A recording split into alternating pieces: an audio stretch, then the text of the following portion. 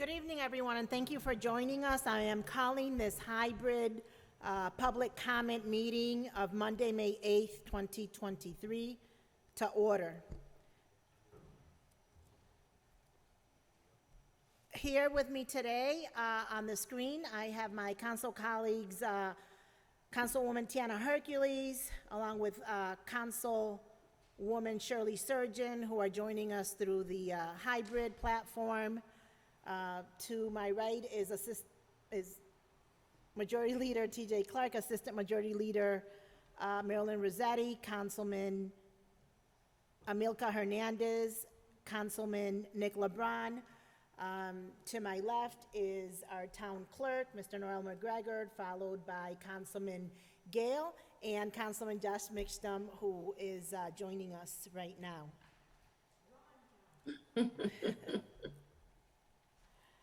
So for some housekeeping this evening, public comment shall be conducted in accordance with the following procedures.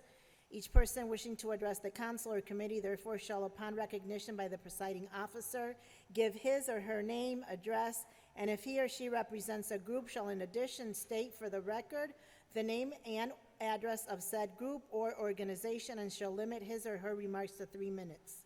All remarks should be addressed to the council as a body and not to any individual member. Any persons making personal, impertinent, or slanderous remarks or who becomes boisterous while addressing the council shall be forthwith barred by the presiding officer from further audience at said meeting unless permission to remain is granted by a 2/3 vote of the council members present and voting. During public comment, there shall be no debate by the council, although questions may be asked by council, a person making such presentation. For members of the community, please be advised that this meeting is being broadcasted and recorded by Hartford Public Access Television and can be viewed by Hartford Public Access TV Facebook page, Comcast Xfinity Channel 96, www.hpa-tv.org, or Channel 6032 for Frontier customers. Spanish interpretation is provided with a partnership with the City of Hartford and the Hartford Public Library, and additional accommodations can be made available with enough notice to the office of the council president. So without further ado, the first person that we have on our list of speakers this evening is Kyle Krupa. Thank you. Good evening. I want to thank everyone for giving me the 3 minutes this evening. I speak as a resident and a taxpayer. I've been in the city for 29 years. I live at 22 Charter Oak Place. My name is Kyle Krupa, and the issues I'm bringing forward is... Excuse me, Mr. Krupa? Yes. Could you please state your name and address for the record? Kyle Krupa, K-Y-L-E-K-R-U-P-A, 22 Charter Oak Place. Thank you. So I've been a resident for 29 years. The issues I bring forward tonight are the crime on our street. Charter Oak Place, being one of the most historic streets in the city, going back to the 1600s, with the charter being hidden in a tree at the beginning of the street, it's sort of taken a downturn in the past months and past year. The issues: daytime prostitution, drug sales, attempted break-ins, stolen cars ending up on the street, and homelessness. I've reached out, this is sort of a last resort for me, because I've reached out to the CSO, the Hartford Police Department, for our NRZ, which is SysCon. I'm also a member of the NRZ, and I've received no callbacks. I've texted the officer, I've called the officer, and haven't received any phone calls in return. I speak not only for myself and my wife, but I speak for other residents on the street. I'm not going to let crime take over our neighborhood, and I just bring this forward to you, these issues. When I look out the window at 3 in the morning, I see a car parked out front, and someone gets out of the car and they pull down their pants and they defecate on my street in front of my building, I have issues. Or people performing sexual acts in front of my building, and I call the police department, and they don't show up for 20 minutes, and then it's over. It goes on and on and on. Those are the issues I bring forward. And another thing was the statue of the Charter Oak tree was vandalized going back a few months ago. It was spray painted. That was taken care of. but it's the crime on the street. And I just didn't know who to turn to, but I'm bringing it forward to City Council at this point, after reaching out to my CSO.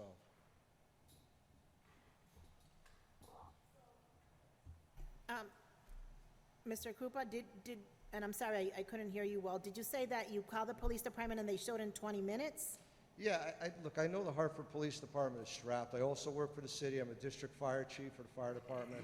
I know the city police department is undermanned, and that's what I get. I talk to the other officers. I've talked to lieutenants and sergeants, and they just don't have the manpower, the people that come out. You know, they're responding to, I guess, more important calls than someone performing sex in front of my condo.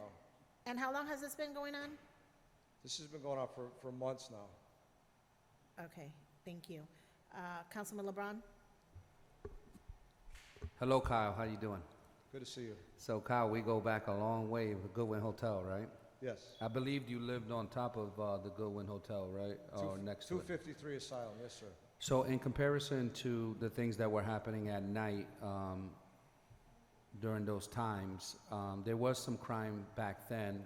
This is greater, I would imagine, than what we experienced in downtown during those times? Yes. So I've been living on Charter Oak Place for 20 years. I've owned a condo there. And this is the worst it's ever been. So I don't know if the crime is, there's drug sales and the prostitution is getting pushed over from South Green Park, or where it's coming from, but it's never been this bad on that street. It's a very quiet street, and I think that's why they come there, because they know they can get away with things. It's very quiet. And through you, Madam President, just last question. Do you know the name of the CSO for that area? It's Officer Guardino. Guardino? Guardino, yeah. Okay, thank you. And look, I'm not here to throw... No, I get it. No, it's okay. It's fine. You're doing what you can as a resident for the city of Hartford. Thank you. Okay, thank you. Thank you, Madam President. Thank you. Next to speak is Ms. Leslie Hammond.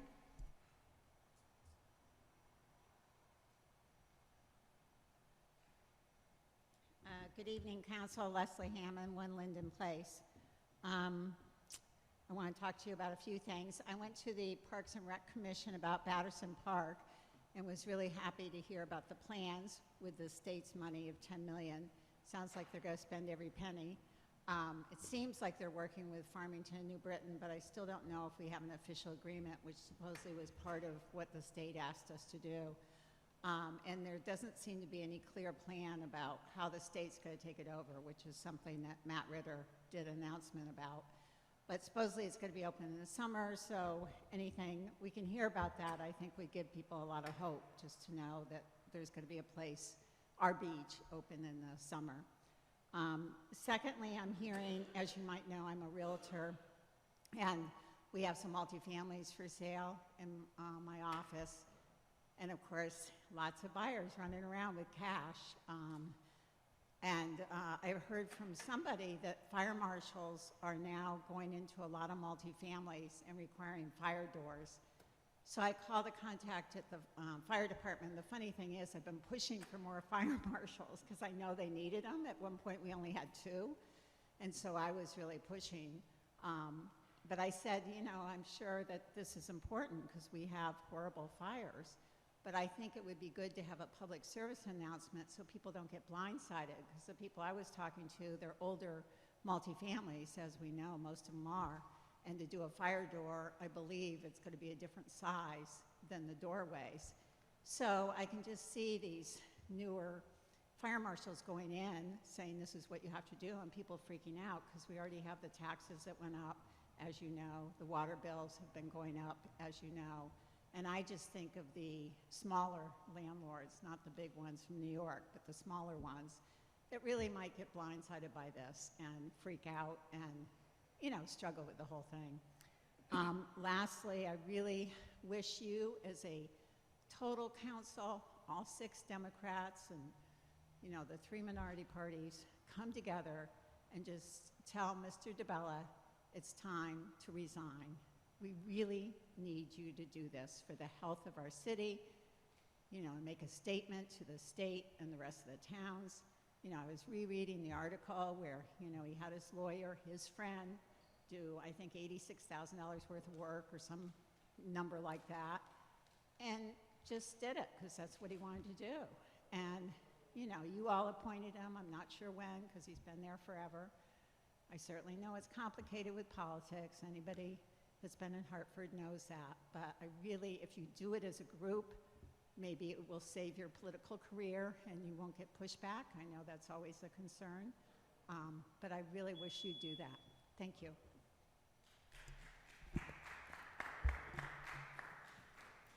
Next to speak is Donna Soar.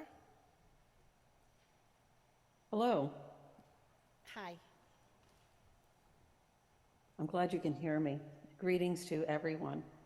The issue of ATVs and other illegal vehicles inside the playing field area of Colt Park continues in 2023. The off-road vehicles coming into the park has been happening since 2017, and yet there are still numerous places where the vehicles are able to get in. The walkway near the pool, the space between the new gate near the Clemente field, the space between the new east entrance and a chain link fence, the space between the cement blocks along Morrison Street Extension, as well as Stonington Street perimeter. The Colt Park Foundation and leagues can only do so much in communicating to visitors why this is a problem. We need low wooden fencing enclosing the park and any open access areas. We need police inside the park's interior area to inform and hold people accountable for illegal access. Every year there's a serious safety issue because of this illegal behavior. In 2017, I witnessed ATVs and other motorized vehicles drive multiple times across a new playscape when there were at least 75 children on it. And in 2020, a teenager on an ATV harassed Father's Day crowds in Colt Park where players were forced to protect their families. Once again, this past Saturday at 6:30 p.m., I witnessed ATVs driving into the park, tearing up fields, accosting soccer players during a game on a field. This spring, they got in multiple times and made donut holes in the brand new fields. At least they weren't terrorizing players. The cost of the city to have these fields renovated was at least $2 million. Why are we not protecting our residents? Why are we not protecting our city's assets? We would like to make some proposals. One, close down Warramie Avenue every Saturday and Sunday between 4 p.m. and 1 a.m. The roadblocks should be placed east of the parking lot across Kirkcumby, Warramie, and Locust intersection, and where Warramie and Ledgers intersect. This area is the party zone. It is primarily attracting illegal activity. Then they decide to go into the park playing area because it's a wide open space and they can be seen by other groups of people. Their primary motivation is getting attention and intimidation. Why else would they ride through a game or across a playscape? We need to send a clear signal that this is not a party zone for wild, drunken, and illegal behavior. We have Hartford families that want to use the park as a park. The amount of trash left behind is unimaginable. Remove the food truck designation on Morramie Avenue is our second suggestion. Listen, I can't Having find the right food number. truck Your there phone, is a because my magnet to these computer people. thing is Larry, unstable. Larry, you're What's gotta the mute. phone number to call 646 something or other to call in? Larry, Oh, you have to mute. Thank you. Mr. Deutsch, I apologize, Donna. Mr. Deutsch, could you please mute your screen? Noelia, can you please mute him? Thank you. We would like to have police in the park on gators, their utility vehicles, so that they can inhibit vehicular traffic in the park on Sundays. During the summer months, Sundays attract a crowd between 2,000 and 4,000 people. On Sundays, there's kickball, softball, youth and adult soccer, rugby, cricket games, and then there are families. There's yoga in the city, picnicking, and just in general social gatherings. The shades of the tree and the pools are the big attractions outside the athletic games. We need people to be safe. We need to protect the investments that we have made. And this has to be addressed now. Thank you very much. Thank you for your comments. Next to speak is Dr. Larry Deutsch. You have the floor.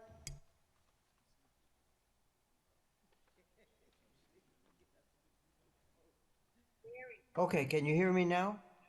We can. Good, okay, I will be as quick as I can. There's just some technical issues, and I'll try to inject a little bit of humor within my minutes.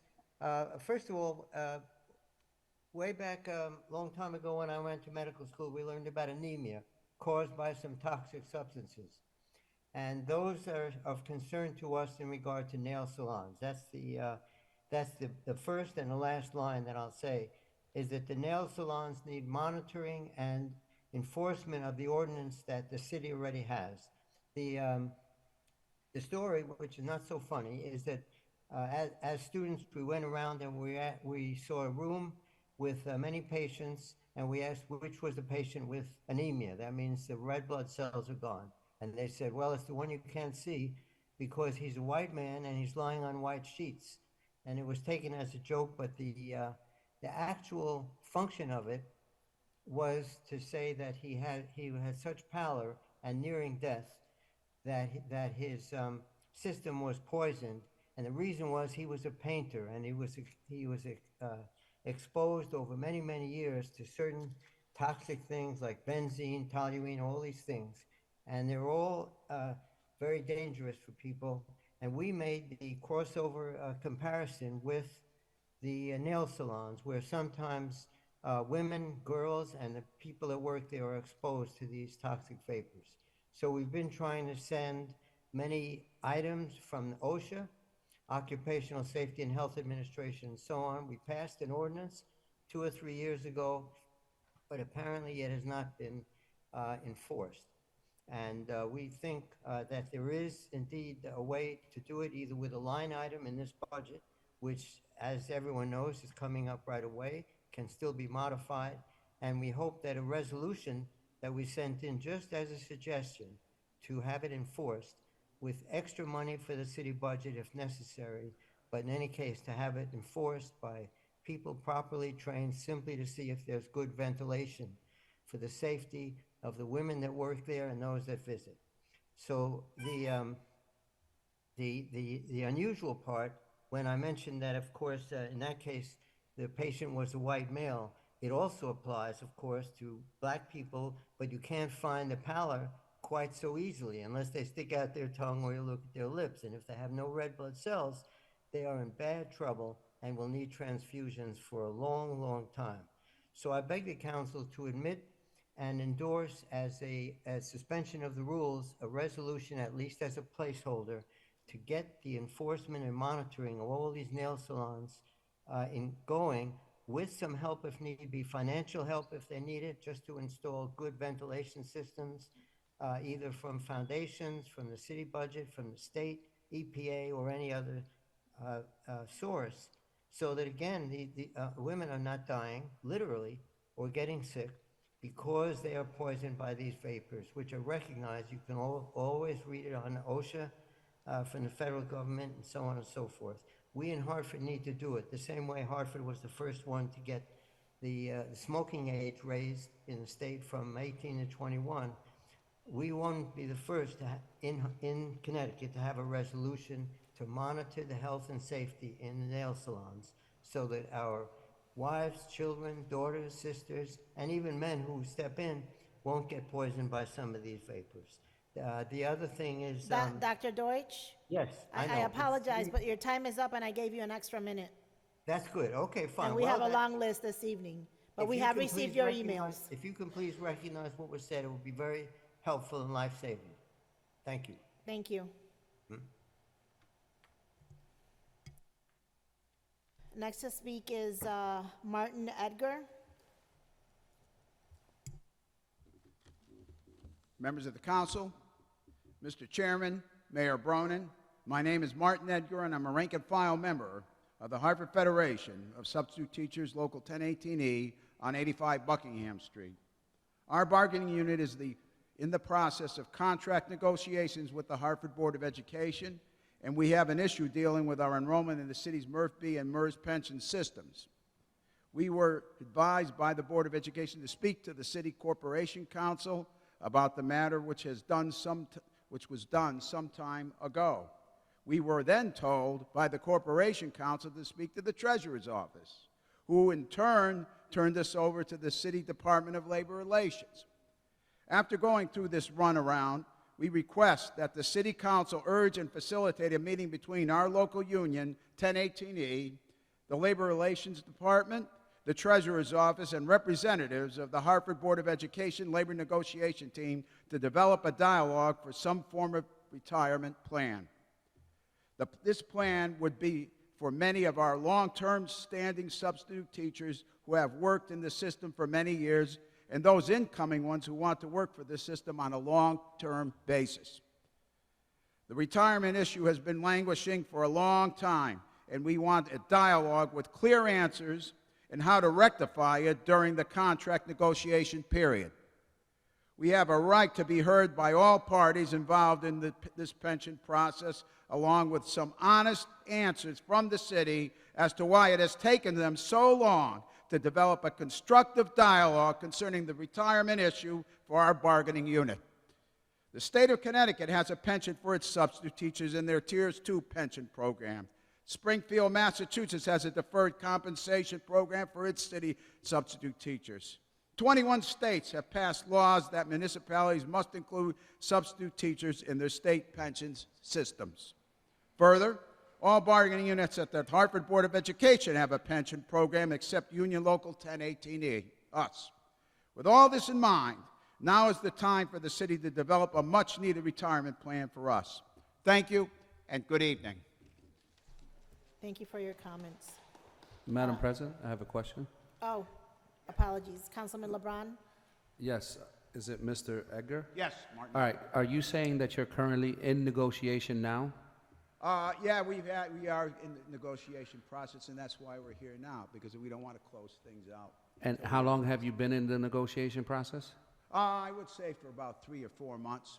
3 or 4 months? That's correct. And in that negotiation process, because I was trying to hear you correctly, in the negotiation process, they told you to contact the Corporation Council. Corporation Council, Treasurer, Labor Relations, and Yeah, that well, was that's what went from that one was to another to another, yes. Hold on one second. So that was suggested out of the negotiation process? That is correct. Okay, thank you. It was initiated out of it. Next to speak is Dr. Michael Downs.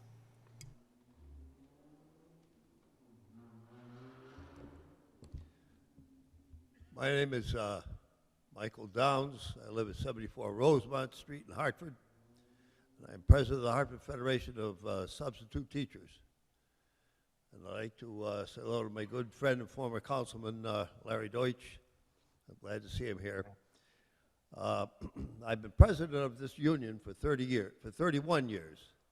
For the past 30 of these years, I've been looking for procedures for a retirement package to include a pension, possible pension, and or deferred compensation with employer contribution, and or retiree health insurance plan. This is 30 years ago. For the past 25 years or more, Mr. Edgar and I have been coming before the council, before the school board, before other entities, revitalization zone committees and things like that to state our plight. And I never hear anything. No one wants to give me the truth. Finally, I find the board kept telling us every time we bring it up in our negotiations, and I've been involved in 8 negotiations since 1992, and they kept saying, well, we don't negotiate retirement packages. That's the city. I go to the city, somebody said the treasurer's office, go to the treasurer's office, they say, no, we don't negotiate. That's the board negotiates. I go back and forth, and finally somebody tipped me off that maybe I might check with the Corporation Council. And I said, well, of course, I had a 2-hour talk with John Rose, and Mr. Edgar and I, and he didn't give us much hope either. He didn't know. He said, well, I'll see what I can do, and that was it. But today, I finally got somewhere with someone in human resources. And he said he'd see what I could do. He said it's supposed to go to someplace in the treasurer's office, some pension committee or some deferred compensation committee or some health committee or something, or commission or something that they have in the city. But he said he would get it. Now, if I don't get any procedures for that, I'm not going to be a happy person. And because I'll tell you what, in 1993, when I first started this, I was 50 years old. Today, I'm 80. So I haven't got much longer to wait. I'm willing to wait till hell freezes over for the city's answer. To conclude, I think I'd like to ask the council members to put some pressure on whoever it is that you need to put pressure on to ensure that I can at least get a chance to find out the procedures for applying for joining the city pension plan or the deferred compensation plan and the retiree health insurance plan, and have a chance to negotiate for these, up or down. And as a nearly 50-year citizen of Hartford, I deserve that much. Thank you. Thank you. Next to speak, William Moffett.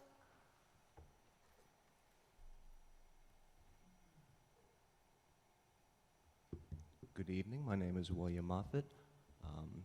Much as I spoke earlier this year, while I'm speaking from experiences working with the Connecticut Harm Reduction Alliance, I'm here today speaking for myself. I want to throw you all a curveball and say something positive. I saw on today's agenda the Health and Human Services reports, the grant for the HIV, Hep C, STI test preventions, as well as the grant for the Homelessness Prevention Coordinator. It's going to go a long way to help the people we serve. Fortunately, not far enough. During the winter, when there was supposedly a cold winter protocol where the governor would guarantee at least shelter for everyone from the cold, there were nights when the trade school, which had been the old warming center, there were, by 1 a.m., maybe 20 people waiting outside on a list. Nowhere in the state. We would sometimes have to drive people to shelters in Enfield, all over.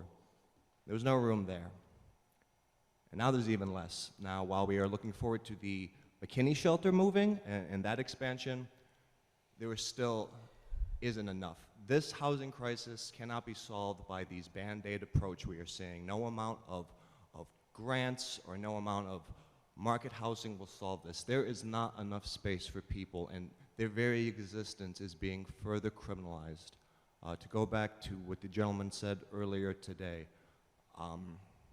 maybe if there were more public restrooms and porta potties, there'd be less public urination. Maybe if sex work was legalized and there were sex workers' unions, these people that we see being exploited could be protected. Maybe if the city had safe consumption sites where people could go to get well because of the disease that they suffer from, perhaps there would be less of these crimes that we see. The state has been recently discussing these kind of harm reduction centers. Unfortunately, because of sort of federal stipulations, they can't receive money for sites that allow consumption. So the current bill is taking that away.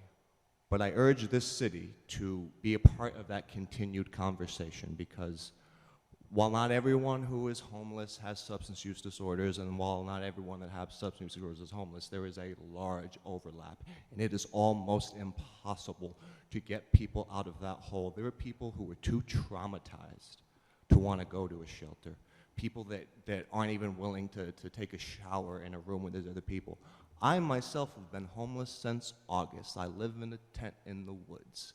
When I moved in there, I had $4,000 saved up in a full-time job, but it still was the best option I had at the time. I don't know if we're ready to handle these problems. We barely could when we had funding, and now both the city and the state is flat funding and underfunding this, but they're funding police, they're funding blight remediation. There's people who live in tents who have nowhere else to go, whose things and possessions who are being forced around. That gentleman was right.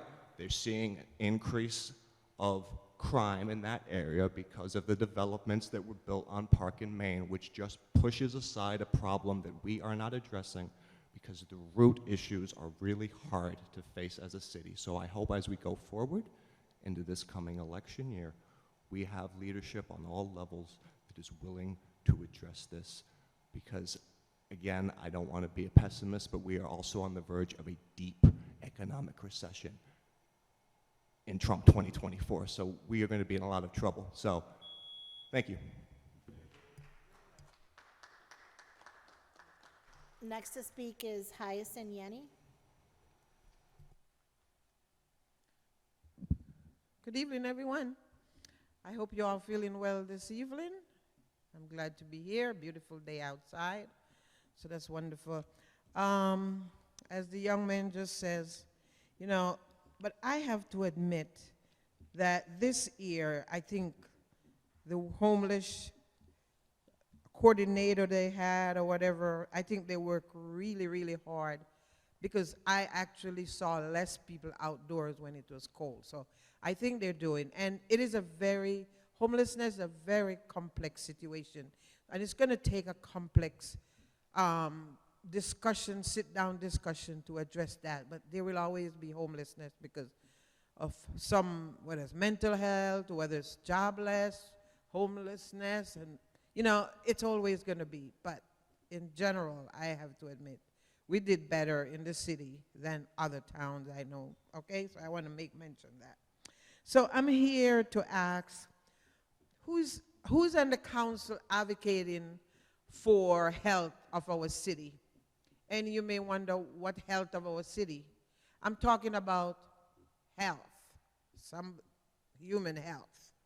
Because I'm very much concerned, you know, with all these vaping stores that's open in our city. Who's regulating that? Who's making sure that there is a limit to what we're doing when we're giving people okay to open a vaping store? We don't have enough people to go around and inspect to make sure they're doing the right thing. And so my concern is, maybe the next 5-10 years, we're going to be worried about the health of people with lung disease and all that kind of things. You may not think about it now, but later down the road, it's going to hit us, and you're all going to be saying, if you're around, why didn't I address it? We cannot just allow everyone on Main Street or in a corner building to open a vaping store.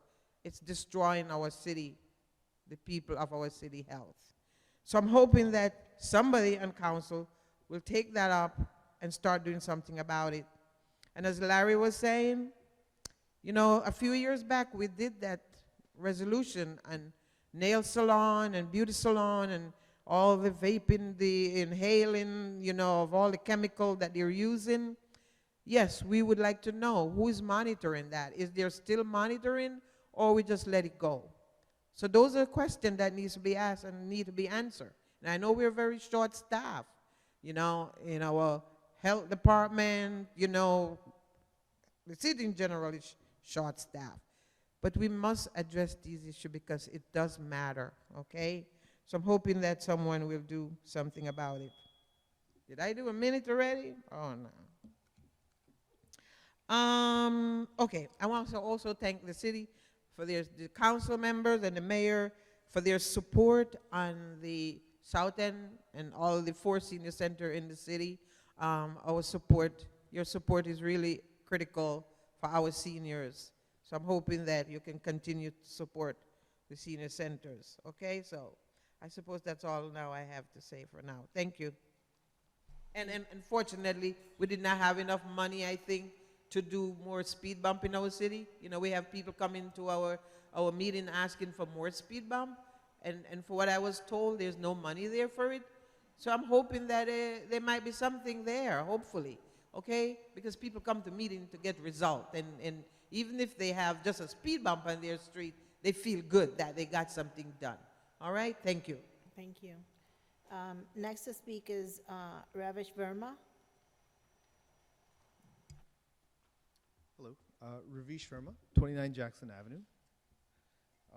So to our respected council members of the city of Hartford, On behalf of Hindu Swayamsevak USA, HSS, which is a 501c3 nonprofit, non-political organization registered in 1989, we work in the United States for the 1% minority Hindu community and do social work for the American society in 34 states and with 220 chapters. We have 4 chapters near Hartford where the growing Hindu community comes together for family activities, which are yoga, games, discussions, and on a weekly basis. It was brought to our attention that an individual spoke at the City of Hartford Public Committee meeting on April 10th, 2023, and made some Hindu-phobic statements against HSS and its activities, which were misleading and slanderous. I am a naturalized American citizen and have been lucky enough to grow up in the United States since I was in kindergarten. My family are owners of a small business in Massachusetts, as well as rental property here in the north part of Hartford.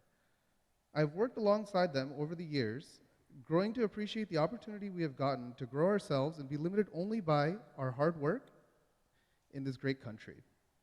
Growing up, I feel lucky to have had an organization like HSS to help me retain my cultural values and understand who I am as an American Hindu.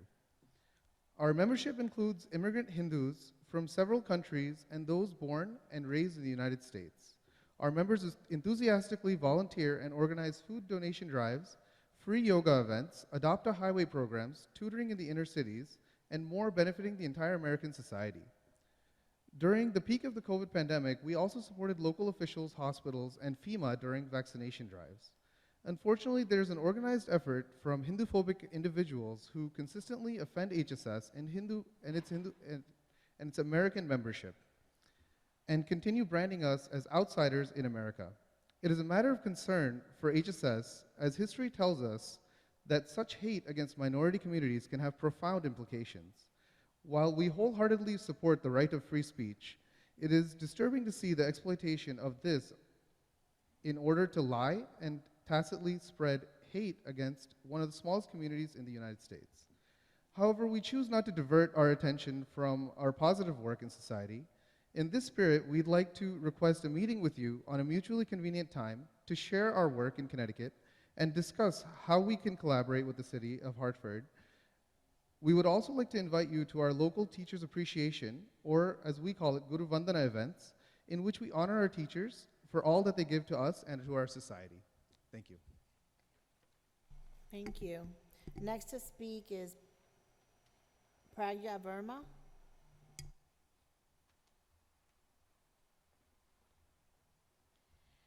My name is Pragya Verma, and my address is 29 Jackson Avenue. Respected council members, I'm a physician at Hartford Hospital, where I work as a child and adolescent psychiatry fellow. I was born in India, but grew up in the US since the age of 6. When we first arrived, I was in awe at the greatness of this country and the pride it takes in its diversity and inclusivity. There were still, however, challenges to being an immigrant. As a brown Hindu kid living a suburban American life, I was surrounded by people who looked, spoke, and even ate differently than I did. And there were difficulties I faced when it came to defining my identity, to feeling comfortable and confident in my own skin as a Hindu American. When I was in middle school, I learned about the organization Hindu Swayamsevak Sangh, or HSS. I began to join the weekly family meetups where we engaged in fitness activities like yoga, played team-building games, and ended with some type of intellectual activity related to the Hindu way of life. I noticed that in addition to these weekly meetings, another key element of this organization was to make connections with the local community and engage in volunteer work. I participated in food collection drives, highway cleanups, served food at homeless shelters, and several other volunteer activities. As we were doing this volunteer work, HSS taught me the true meaning of selfless service, the practice of giving without expecting anything in return. As I became an adult, I began to truly understand the value of this organization. In Connecticut, because of HSS, I feel like I'm surrounded by a large, loving, and caring extended family, despite most of my actual relatives living far away. I know that this is not just the case for me, but for the hundreds of Hindu Americans that are members of HSS here in Connecticut. Just a few weeks ago, a teenage member of our organization told me that peers in school referred to her as curry girl in a derogatory way. The fact that she has a safe space where she could come, process this, and receive support from people with a cultural background similar to hers speaks volumes to the value of having HSS exist in our community. I look forward to continuing this work for the younger generation, so instead of feeling lost and adrift as I once did, they can take pride in their unique Hindu-American identity. I also want to speak to the American part of this identity. We live in this great nation which upholds the values of hard work, good character, and the freedom to follow our dreams. Through HSS, I was encouraged to take pride in my country and my local community. We went to local fire departments, police stations, and hospitals to honor those who work tirelessly every day to keep us safe and healthy. Every year, we also celebrate and honor the teachers in our community, as you heard about earlier. We encourage you to review the annual report that we've brought with us today, which will further highlight all of our activities. In addition, we would love to meet with you personally to further discuss our organization, the work we do in the community, and address any questions. Although this response and us being here was initiated by the individual who spoke on April 10th, we would love to collaborate with you and meet with you in person. We welcome collaboration with open arms, as is the nature of our organization. Thank you. Thank you. Next to speak is it Saray Kantari? Thank you.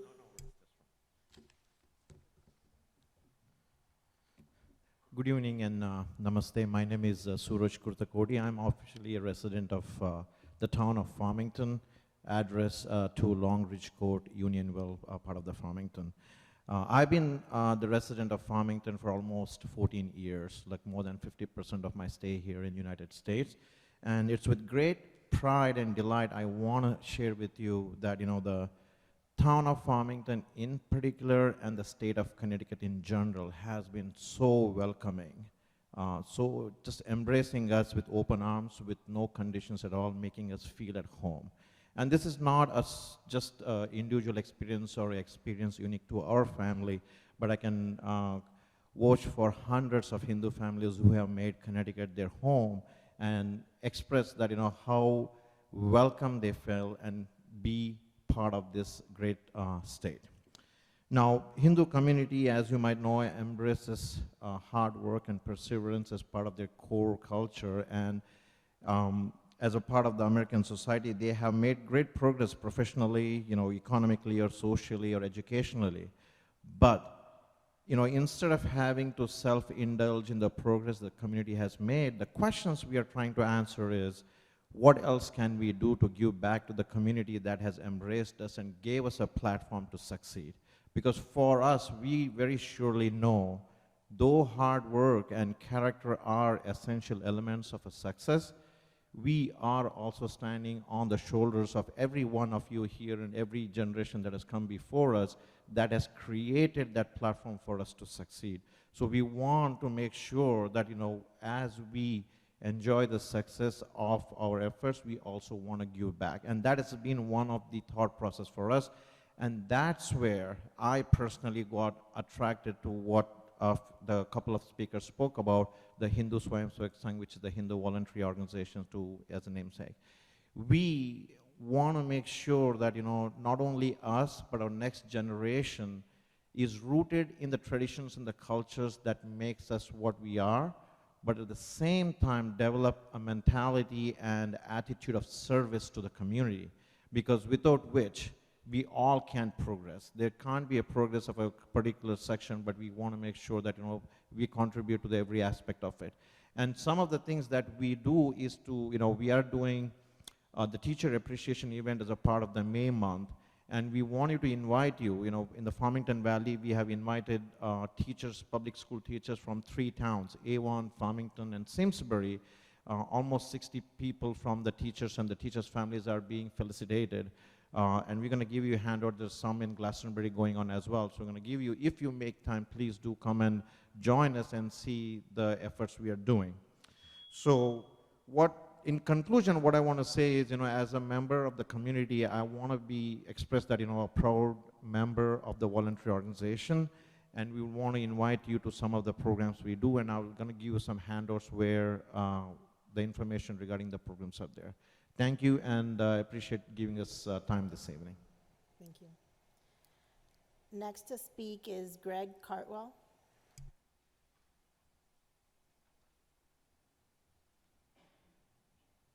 Hi, my name is Greg Cantwell, and I live at 1 Linden Place on Main Street. And I have lived in the city for 1 year, a little over 1 year, and was, prior to that, lived for 33 years up in Barkhamsted in the middle of the woods. And we have had a wonderful time in Hartford, my wife and I thank the council and the city for that. And I wanted to mention as you all know, in the suburbs and in the woods, the perceptions of Hartford can be mixed and can be negative in terms of participating and coming into the city. And we have found that every perception that we had and that everybody else had in the suburbs about Hartford and living in Hartford were wrong, and that it's a pleasant place with good people and too much to do, especially during the summer. And it's been very enjoyable in every way. There is one thing, and I'm sure you're aware of, somebody else spoke on it on the TV, and I'm sure you're aware of it because you hear of it constantly. And in fact, the show probably started 45 minutes ago out front on Main Street with the motorcycles and the dirt bikes and all of that. And that has to do with the issue of traffic enforcement. And I raise that for this reason. It's always talked about in terms of safety, and that's absolutely true.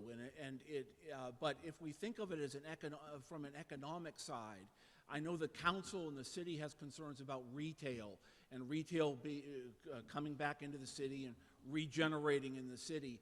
The one perception we have not been able to dissuade or turn our old suburban neighbors, that we have not been able to convince them otherwise, is the danger of driving in Hartford.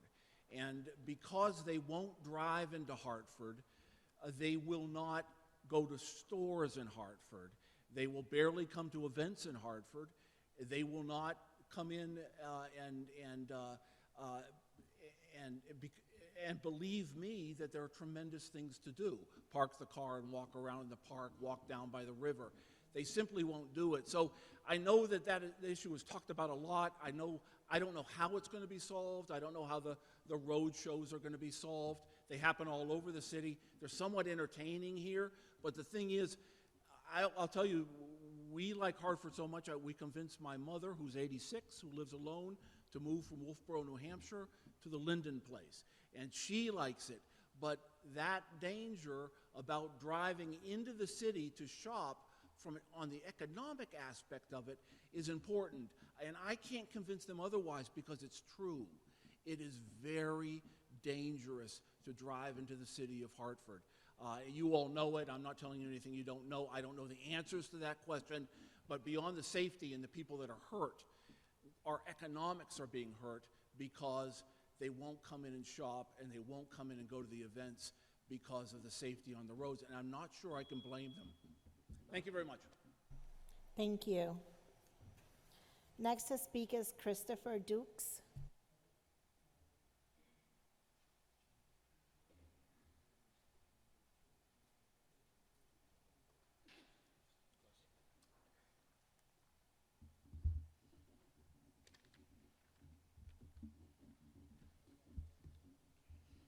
Good evening, folks. Christopher Dukes. I am a resident at 65 Monroe Street. I am the proud president and co-founder of American Justice Project. American Justice Project was launched to expose and rectify inequities in the judicial system. We vow to disrupt abuse of power that have stolen the lives and liberty of so many already marginalized people. Our mission does not rest solely with the perpetrators of injustice, but also those parties who made campaign promises to support the people, secured our votes, and then failed to honor the oath of office by remaining quiet while us people suffer. AJP was born out of the Justice for Dukes campaign. This is a campaign I shared with this council beginning in December 14, 2020, and continue to do so periodically throughout the time. This was a case where I was exonerated for serious crimes in a high-profile case. After persistent defamation and discrimination in the pretrial process by the State Attorney's Office, Hartford Police Department, and my former employer, Central Connecticut State University, a collection of leaders founded AJP to prevent these same injustices from harming others. I personally have lost the last 5 years of my life to this ordeal, and the harms that it brought to my children can never be undone. American Justice Project will work to dismantle the unjust policies and systems that allow police, prosecutors, judges, and others to wield unchecked power. Some of those policies still remain in our police contract, and despite our best efforts, this body elected not to make those changes. AJP is providing support and advocacy for individuals caught up in an array of pretrial tactics officials use to coerce plea bargains, like overcharging them, excessive bail, and denial of family rights. In the coming months, AJP will continue to unveil its mandate to protect the constitutional rights of all Americans by expanding access to justice, speaking up for the voiceless, and advocating on their behalf. Lastly, I'd like to thank this council for being you. Had you chosen to be on the right side of justice and use your power to intervene when I came begging for you and asking, there would be no AJP. So thanks for the inspiration. My clients and I thank you. The people of Hartford now have a force that is committing to tackling those complex issues that people like to sweep under the rug and ignore that they've happened, and say goodbye to corruption in Hartford. Thank you for your time. Next to speak, is it Breyer Hazo? Thank you. Good day. I'm sorry, I just have a catch in my throat.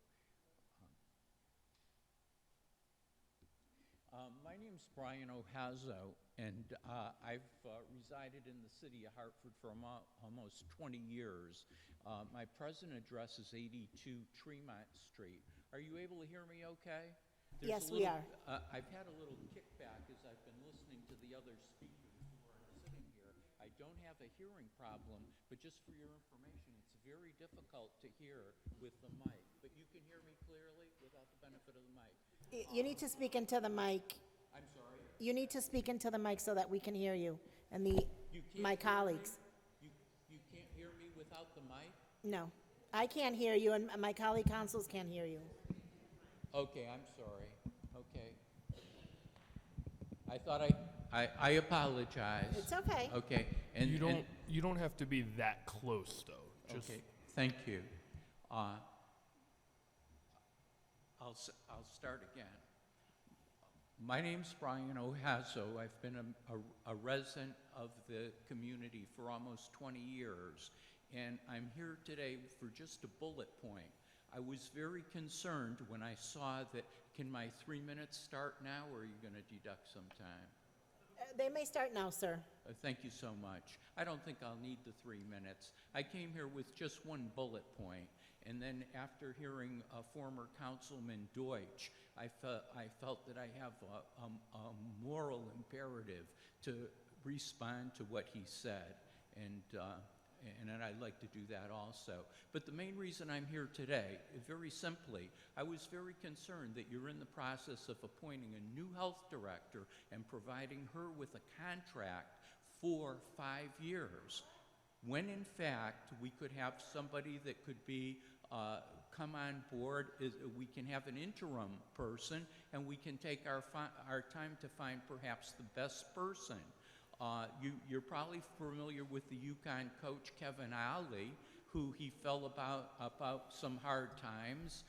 He went into a slump, and they said, well, we're going to get rid of you.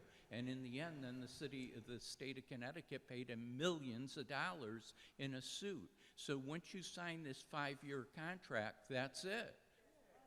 Okay?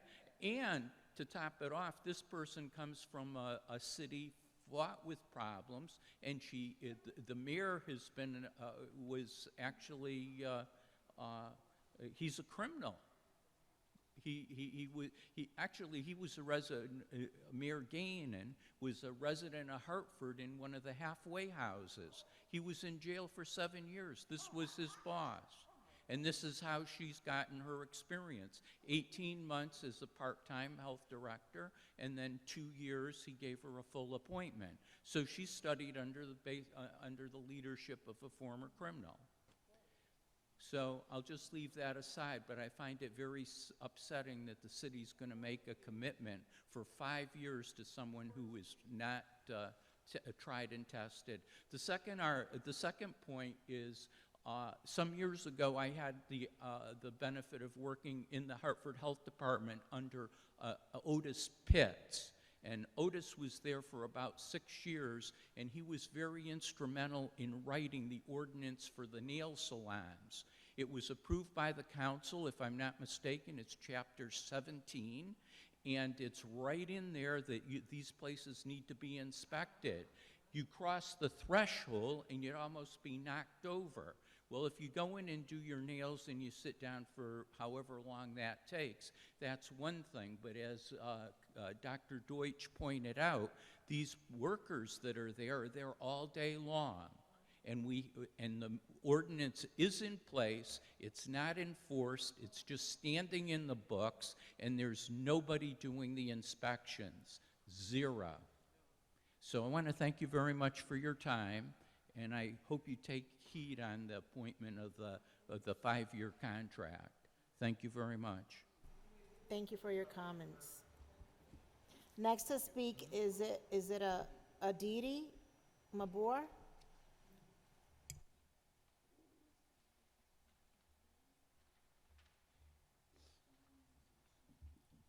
Hello. Okay. Hi, I'm Aditi Mapure, a senior at South Windsor High School, and I've been a part of Shaka and Hindu Swayam Sevak Sangha, HSS, since 7th grade. But what is HSS US? A quick Google search shows that it is a nonprofit, social, educational, and cultural organization of Hindus living outside India. But to me, it is more than that.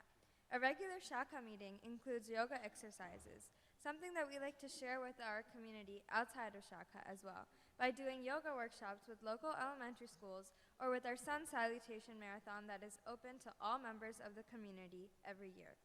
But the most impactful part of Shaka is Bodhik, where we discuss topics on how we could change ourselves and our community according to the Hindu values of compassion towards all, truthfulness, selflessness, and respect. I love this part because it allows me to learn different opinions and find ways to improve and unite the community. And this love for helping the community, Hindu or not, is something that motivates all HSS members. As high school approached, I was no longer a Bala, the youngest Shaka age group, but a Kishore, a teenager. As Kishores, we had our own separate Shaka that would meet once a month. More than regular Shaka, I looked forward to this one because it had teens from all around Connecticut rather than just my area, allowing me to make valuable connections and lifelong friends. At Kishore Shaka, I could talk about issues more relevant to my generation while incorporating Hindu values, something that is easy to forget in a new country as a first-generation Indian American immigrant. The issues ranged from what adding American to our identities meant, how influencers were portrayed in social media, or how to cleanse our minds and find ways to live in a more peaceful way. I was also in charge of helping organize local Seva Diwali food drives, collecting over 1,000 pounds of food for homeless shelters, and collaborating with administration and teachers from local schools to participate in Guru Vandana, which is the Teachers Appreciation event that Surajji and Chetanji were talking about before. I love being able to share my culture and values with my teachers after seeing them willing to learn about it. My role from Kishore Shaka and the values HSS has given me has allowed me to excel in other service roles in my community, such as being a Gold Award-winning Girl Scout, the president of the Interact Rotary Club at my school, and serving as a board member of South Windsor for the Local Kids, which raises more than $10,000 a year for Connecticut Children's Medical Center. My love for the community was sparked by this organization, and it upsets me to see that some people think otherwise. As Pragyaji mentioned, this organization is one of open-mindedness and willing to collaborate with everyone. So I'm happy to share more about my HSS experiences with anyone privately. Thank you for your time. Thank you. Was somebody else with you Prasad Malpour that needed to speak? Okay, thank you. Next to speak is Giselle Jacobs.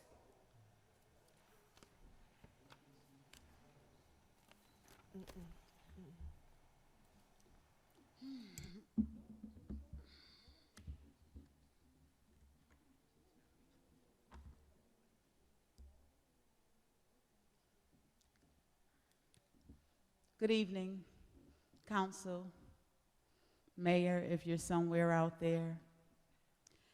I came here this evening to offer my apologies to the Council and the Mayor for the raft of anger and disappointment that I have directed at you all.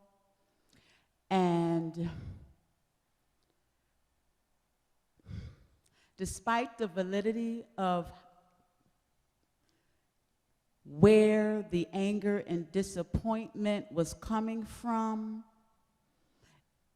it is my intent to be more mindful going forward how I address it. You all know I'm a candidate for mayor this campaign election year. It was not my intent. However, after being contacted by several of our community members, parents such as myself, I'm a lifelong resident in Hartford. I went to all Hartford public schools. My children went to Hartford public schools. My middle son, who graduated UConn with a master, now works with our youth in Hartford. But I have an older son and a baby boy who have both been shot in the streets of Hartford and who have both been on the other side of the gun violence. I've been very much disappointed in my civic leadership in the great city that I was born and raised in, and as a result, I made a decision to get involved, to try to make a difference, to volunteer.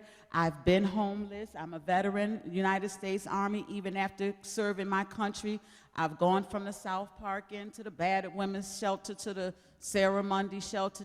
Today, I'm a homeowner. Today, I'm a business owner. But I know what it's like to be on the other side of it, coming from Hartford. And as a result, I relate to what myself and other parents and community members are experiencing as it relates to the lack of leadership in our community and the, I was about to say perceived city corruption, but I don't know if it's perceived because we have too much documentation. There's too much documentation. So when I received a call the other day from one of our younger people in our community, and they said, Giselle, can we start Operation Clean Sweep? Can we start Operation Clean Sweep and just sweep all the corruption out of our community? And I'm like, I don't know if that's how it works, but maybe we can do a few other things. And it may start with communication. Maybe we can have a conversation with the community members about what's being said in the community as it relates to city council members, our mayor. I myself came here in 2009 as my life was threatened because I chose not to sell my community out. The FBI had to tell me the corruption that was taking place with our mayor and the executive director of that nonprofit I was employed by as the assistant executive director. It wasn't my community members who were fully aware or other council members. So I don't know.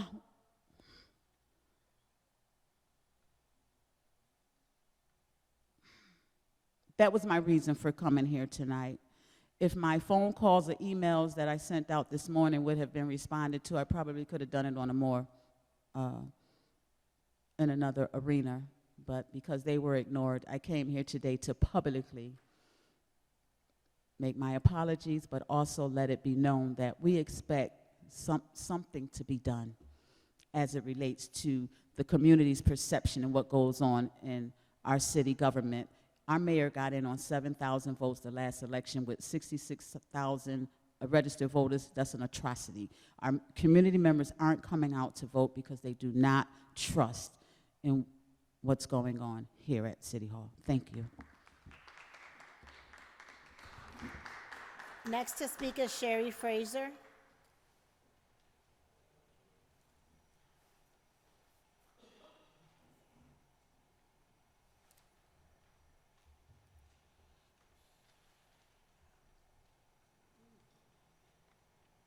Hello, everyone. How are you?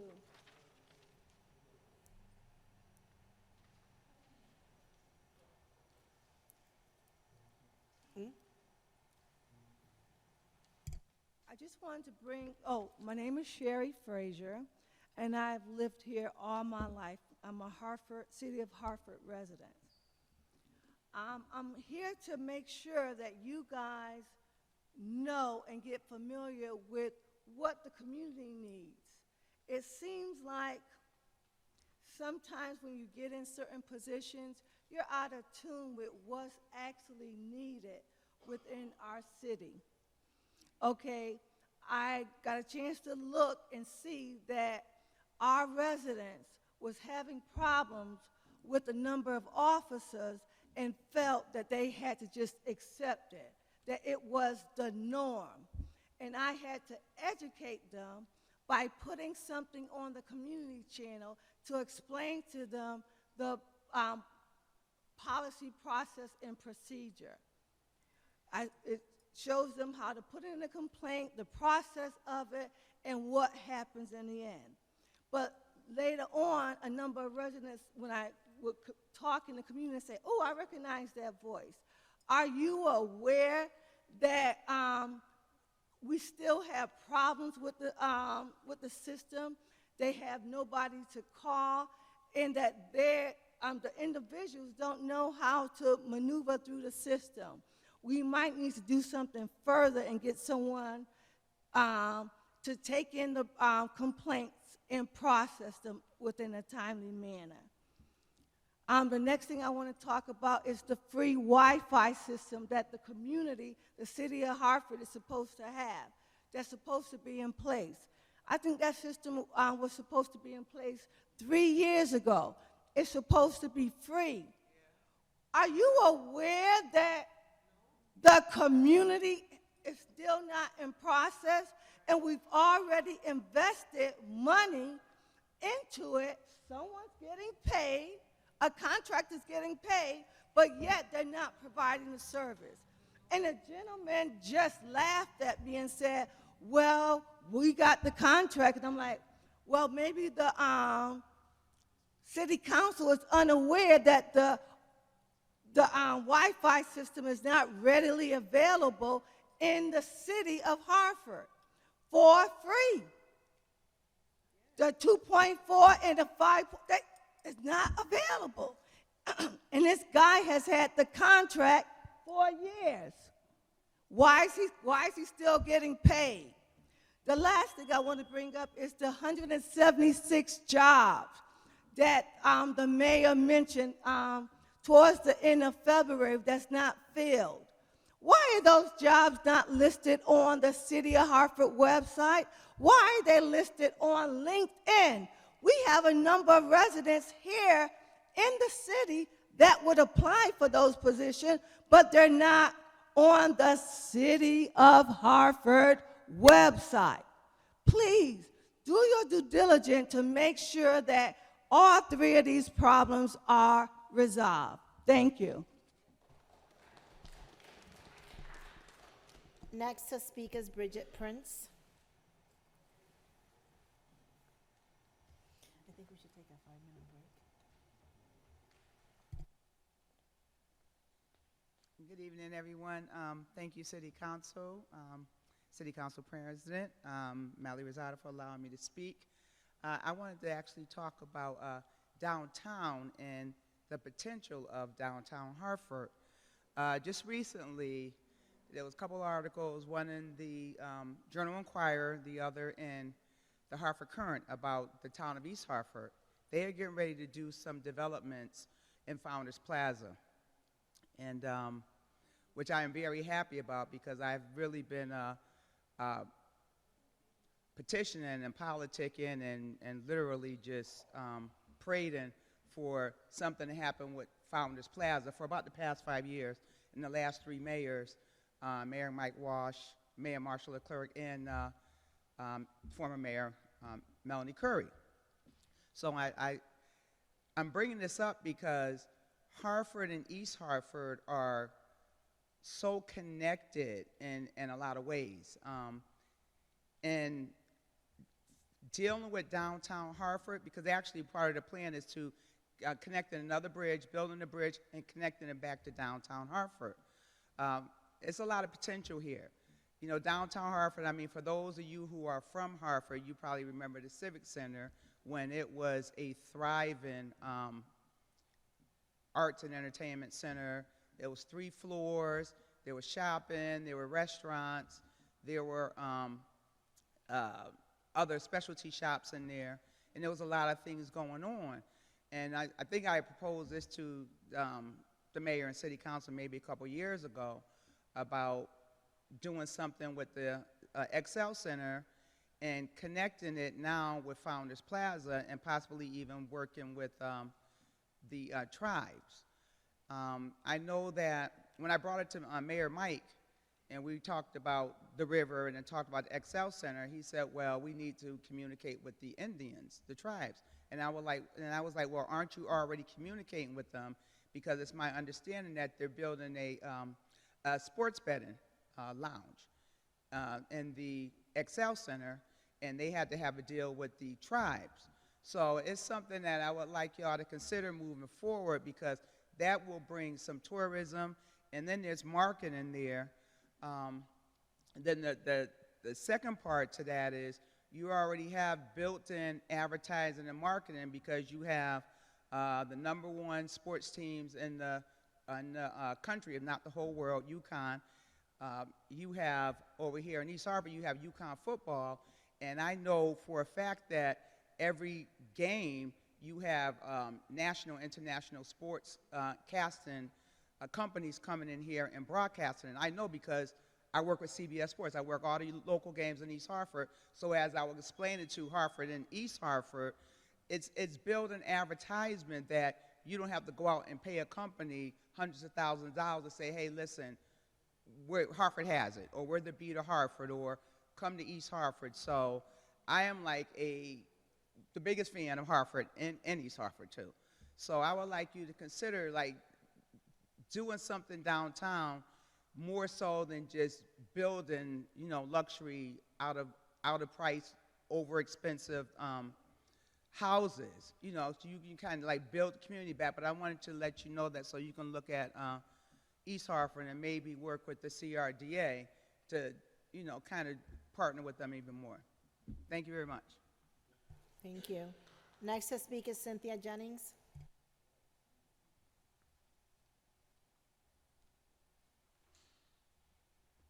Thank you, Madam President, and the rest of the council members. One of the things I'd like to say is that last time I was here, I was speaking about Stone Academy and the students that have been, the 850 students that have had their $38,000 plus each stolen from them and not replaced with the education teach-out plan that we were looking for. Those students are still suffering. Many of them are distraught. Many of them have threatened suicide. Many of them have had relationships break up because of the investment, their time and their money they invested to try and have a better life by having by becoming licensed practical nurses. Thank you. I want to thank the council for the last meeting where we agreed and the council passed a resolution that there should be an opportunity for the Office of Higher Education, the City Council, the legislature to work together in this legislative session and solve the problem of the students are facing. Now there's been a lawsuit, a class action lawsuit filed with a potential of many, many people getting involved and potential that it somehow could hit the resources of the city of Hartford. If you hit the state of Connecticut, you're going to hit the resources of the city of Hartford. So all I'm asking you to do is follow up on that agreement to work with the Office of Higher Education to stop the auditing. If you're not going to audit everybody who got the money, why are you auditing the students' grades and taking away their credits? You should be providing them with a teach-out plan with an opportunity to take their boards with support services and support classes so that they can move forward with their lives, but they are not being allowed to do that. So it just appears that the only resolution to that is a class action lawsuit. So I'm asking the council to please call a meeting with the Office of Higher Education, a meeting with with all of those, the legislature, and with the council members to pull together a teach-out plan for these students before the 9th of June when the session ends. And I would also like to state that you would support having those individuals, if the session ends without doing something for these students, that the session would end and they would come back in the summer and finish that plan, because nobody wants to come back in the summer to do it, but somebody has to fix that. So I just want to say that we thank you for the resolution that you came up with. We're asking you to step forward and do what you can to make sure that this issue with the students are resolved. It was 77 students from Hartford. That may not sound like a lot, but how much is 77 times $40,000 or $30,000, $38,000, okay? And also, that's how many we know. So asking you to follow up on that and get it done. Call the Hartford delegation, tell them what needs to be done, and get it passed. Thank you very much. Madam Thank President, you. I have a question for Ms. Jennings, if quickly. You have the floor, Councilman. I had read about the class action lawsuit, which I thought was against the operators, the private operators of Stone Academy. And my question, because you said if that lawsuit goes forward, that could come back to the resources of Hartford. And how? I just don't, maybe I'm misinformed, but I'm trying to understand what you mean. Because, I mean, it's important for us to know. I mean, first of all, if there are resources that become state resources that are locked up because of what's happened with this, it has an opportunity, it has a potential to hit the state, this budget. Remember, the state of Connecticut is, I guess they're poorer than Hartford because they haven't paid their pilot in I don't know how many years. So when you start cutting into the state budget, then you're also cutting into the city of Hartford budget. And also, it's just an injustice to ignore those students because they're generally black and brown, mostly female students. And I run into them in the hospitals, I run into them everywhere. And they are distraught about what has happened. And you would be too if you lost $38,000. That's a hefty down payment on a house. It's a brand new paid off car. It's whatever you wanted it to be. But certainly, and now they've acquired that debt. We need to have at least a relationship with the Office of Higher Education, with the legislature, and some answers as to what is going on with that money. So thank you for the question, but I think it's critical that we as elected council people, because the people elected you to represent them, irrespective of whether you think it will hit you, it will hit us. And because of that, we owe it to our constituents to look out for their economic opportunities. Thank you. Thank you. Thank you. This concludes our public segment. Comment? Oh, you may address us.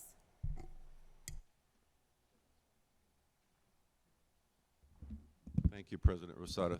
I know we're going late. Sorry, and thank you. I thought I signed up by email, but maybe we had a glitch there. Peter Little is my name. Bloomfield resident, 42 Kenmore Road. I'm here today in solidarity with my brother Christopher Dukes as co-founder of the American Justice Project that he described just a moment ago. Forgive me while I get notes out here.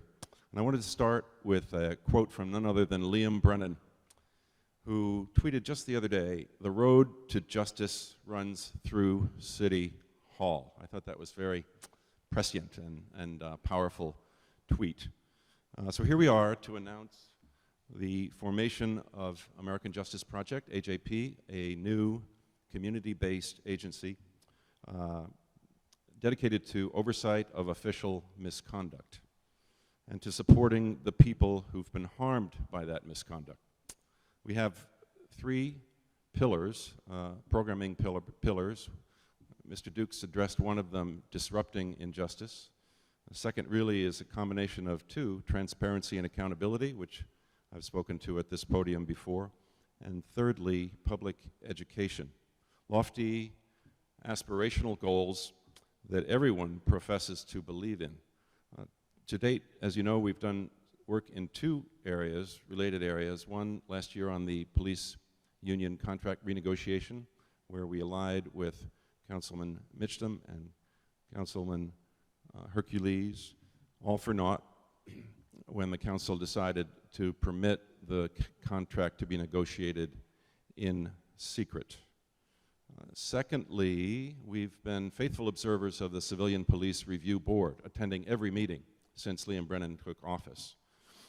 Hyacinth, I think we've seen you there many, many times, and you've seen us. I also wanted to make the point that we're a little bit disappointed still that council members, having created this body, beefed it up with new budget, hired an inspector general, all good, have not, to my knowledge, correct me if I'm wrong, Hyacinth, attended any of the meetings. I just can't fathom that. I know there are conflicts and other committee meetings take place that sometimes conflict, but I do encourage you to show up. Hyacinth, have any members of council attended a CPRB meeting? You are the most faithful of all. I haven't seen any of them, yeah. Well, I'm not here to call anybody out on that so much, but it's a very interesting dialogue, discussion. I think you'd get an appreciation for what's really going on in that body.